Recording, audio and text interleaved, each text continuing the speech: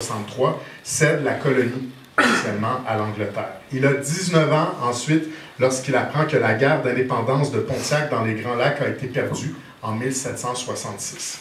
Il a 27 ans, un peu plus vieux, mais encore très jeune, lorsque l'armée continentale vient assiéger Québec. Et on l'oublie, mais en 1775, les Américains, les Bostonnais, comme on aurait dit à l'époque, ont conquis presque la totalité de ce qu'on appelait à l'époque la Province of Quebec. Et il y a seule la ville de Québec, grâce à ces murailles qu'on connaît encore aujourd'hui, qui leur résistent. Que fait donc Clément Gosselin à l'époque?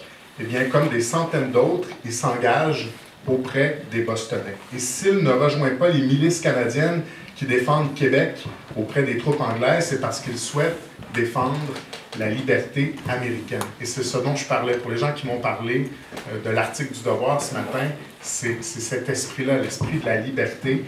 Pas la liberté des Bostonnais en Révolution, pas la liberté nécessairement des 13 colonies américaines, mais bien la liberté américaine en son sens premier, c'est-à-dire la liberté de l'Amérique face à l'Europe.